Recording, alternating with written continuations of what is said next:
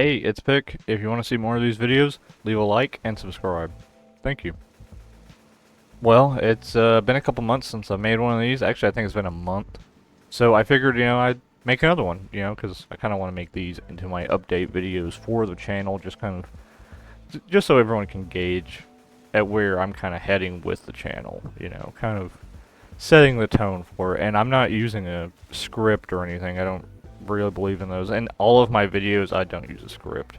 Some people do, but I don't. I kind of prefer to ad-lib what I'm trying to say because it just feels more genuine that way because it's coming off the top of my head rather than just on a piece of paper that I have written down ready to go. Firstly, I wanted to kind of talk about the formats of the video, just to formalities out of the way because this is an update video, so I kind of want to cover all of my bases with the update stuff. So, firstly, formats of the Ghost of Christmas Present videos. I'm going to start using just finales for the videos, mainly because the footage, it's easier to edit. It's easier to just, maintain the audio for each file.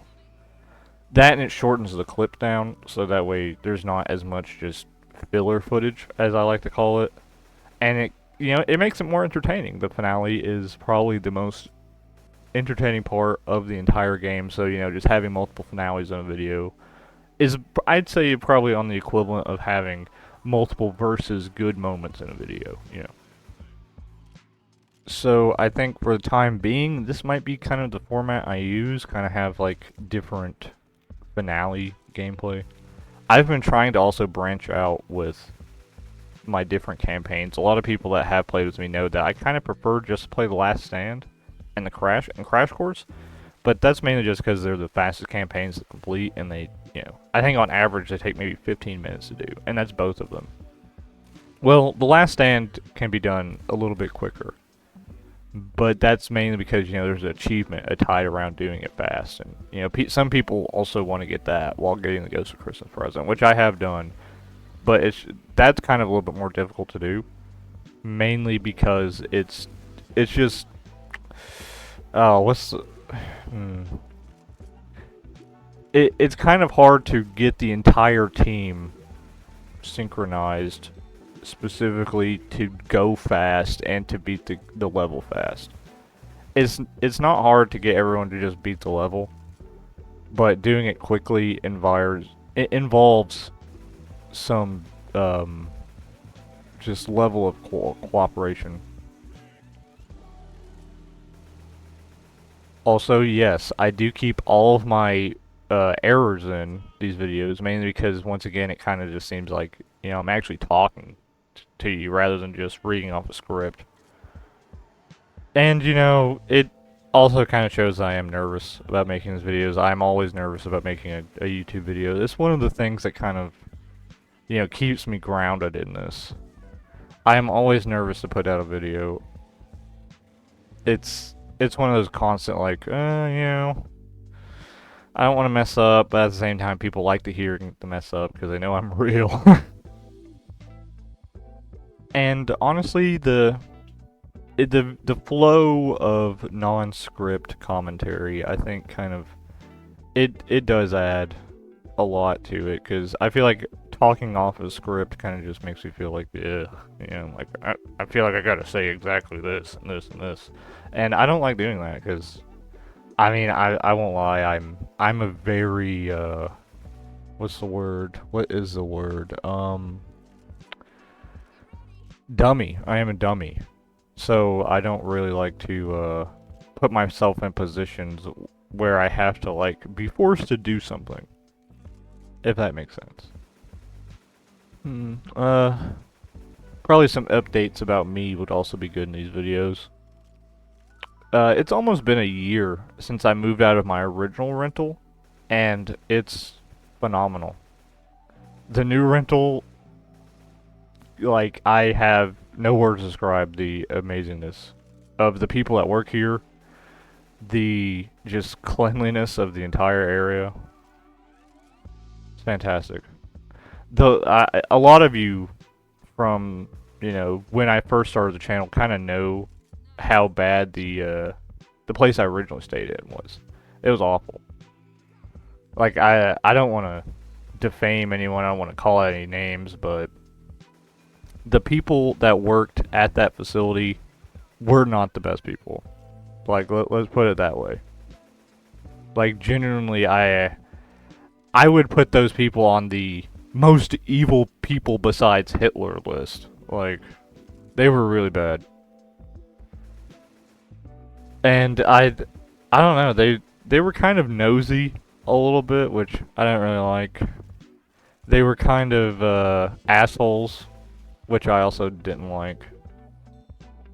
And I think, you know, this new place has kind of given me a newfound, what's the word? Understanding of how some things, in terms of renting, kind of works. I don't know. It's kind of hard to explain.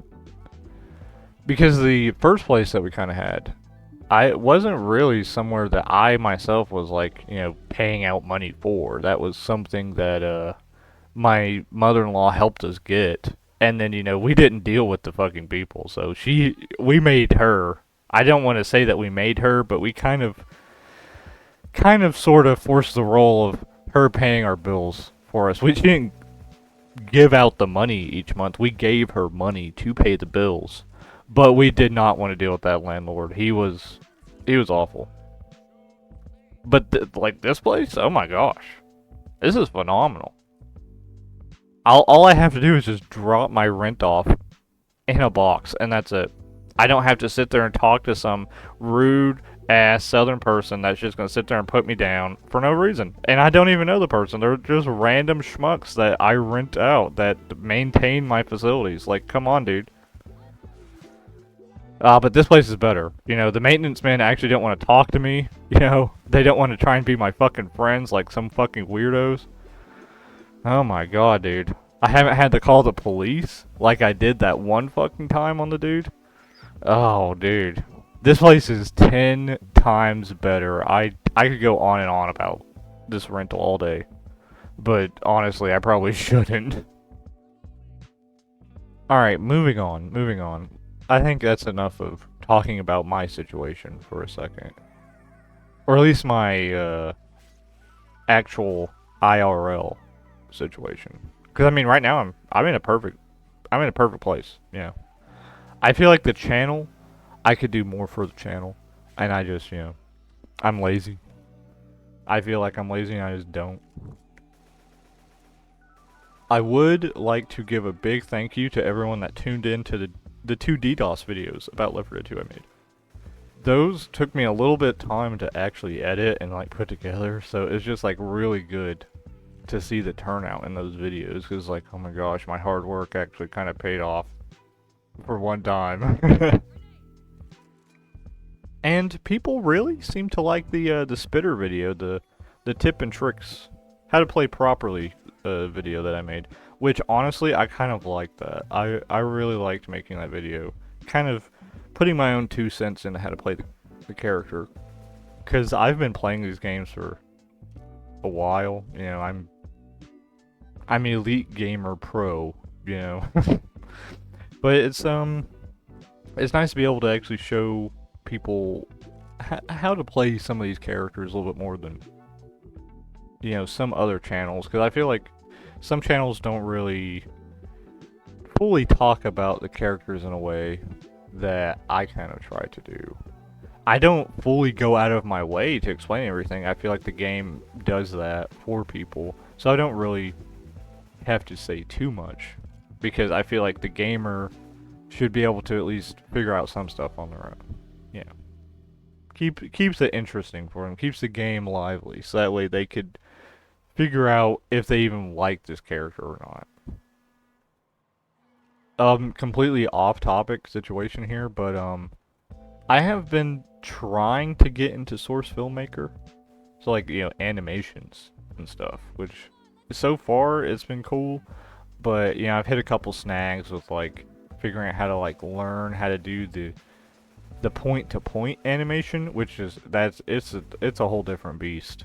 I could probably sit there and make like a little snapshot kind of video, you know, where I take a quick video, move characters around, take another video. You know, like I could probably do that, all day, every day. But the point-to-point animation is really it's honestly one of the more difficult parts of Source Filmmaker, and I don't understand how people, use the point-to-point animation. But at the same time, if someone is watching my videos and you do use point-to-point animation, you're God. I have no other words. You're literally God Almighty reincarnated, because that stuff is impossible to do. And literally someone with divine powers would be the only person able to actually properly do point-to-point animation. If you notice that the audio kind of stops abruptly and then starts again, that's mainly me and my editing skills. I kind of like to abruptly cut off my audio. It's just something I like to do. It kind of makes that specific audio track a little bit more auditory, I guess, because that way I'm able to like fidget with the sound, compare it to the game. I don't know, but I do like to do that, and I gotta figure out a better way to edit my audio. But for now, it's like honestly the best. It's the best because it kind of helps the flow of the video, I think. But probably should talk about the Ghost of Christmas Present now. Actually, kind of say some words on that. So far, I have helped, I think, around 350 people with the achievement. Phenomenal. Absolutely phenomenal. Almost 450 people away from 400 people helped. And I have no words.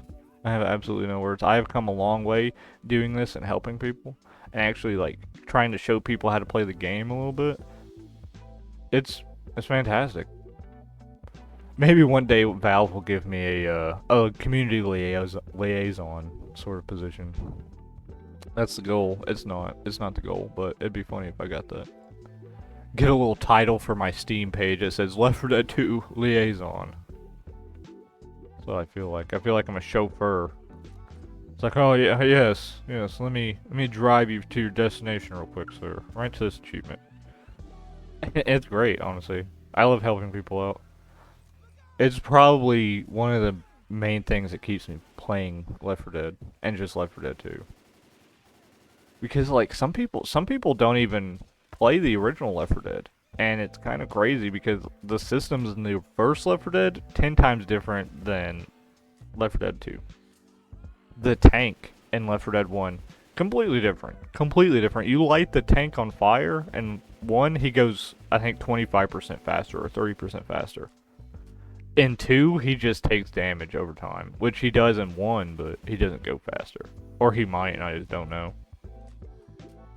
But yeah, it's the knowledge gap between the two communities vastly different, because one community kind of knows how the characters were, and they kind of apply that to the buffs and debuffs of Left 4 Dead 2, whereas Left 4 Dead 2 players just know, like, this is it, this is what they've always known, because I don't think there's even been a new update for terms of balances in years. I don't even think The Last Stand really had balance updates. It might have, but I don't know. Also, kind of before the video ends here, I just want to give a quick shout out to a couple people. Firstly, my buddy King Heartfelt. He streams on Twitch sometimes. He'll sometimes upload a video on YouTube, but he's a really good guy. And honestly, you guys should at least check him out. I'll leave a link to his Twitch and his YouTube below, but consider checking him out. He's a good guy. Also, another shout out I want to give specifically to the developers of Left 4 Dead 2. Thank you. Thank you for fixing the game. Thank you for making it playable. Thank you. Thank you. I don't know if I could thank you even more than that, but the community as a whole is super appreciative. Everyone is loving the brand new spring of life that has been brought to the servers, thanks to the amazing work that the developers, which I am talking to now, have done. So thank you. Thank you everyone that has made this game playable again. And Anyway, that's enough of me for today. Thank you for watching, and if you liked the video, please like and subscribe. Thank you.